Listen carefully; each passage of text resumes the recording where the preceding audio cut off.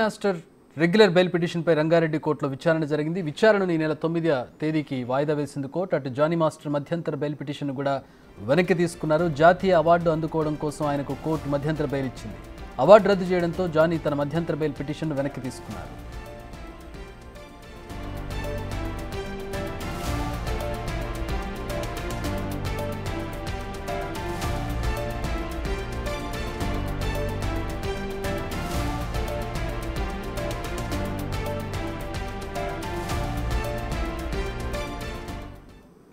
Right, Johnny మధ్యంతర bail వెనక్కి తీసుకున్నారు. దానికి సంబంధించి మరిన్ని వివరాలు మా ప్రతినిధి సురేష్ అందిస్తారు.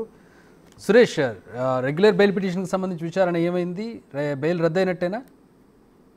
రెగ్యులర్ బెయిల్ పిటిషన్ కి సంబంధించి ఈ రోజు జానీ మాస్టర్ కి సంబంధించి రెగ్యులర్ బెయిల్ విచారణ జరగనుంది. కానీ అయితే ఈ రోజు మెజిస్ట్రేట్ సెలవులో ఉండడంతో ఆ బెయిల్ పిటిషన్ ను ఈ నెల 9కి వాయిదా వేయడం జరిగింది. ఆయనకి ఈ నెల 6 నుంచి 10 వరకు మధ్యంతర బెయిల్ మంజూరు చేస్తూ కోర్టు ఉత్తర్వులు వేయడం జరిగింది. అయితే ఆ నేషనల్ అవార్డుకు సంబంధించి అవార్డు క్యాన్సిల్ కావడంతో పోలీసులు కూడా నార్సింగ్ పోలీసులు జానీ మాస్టర్ బెయిల్ రద్దు చేయాలని పిటిషన్ వేశారు.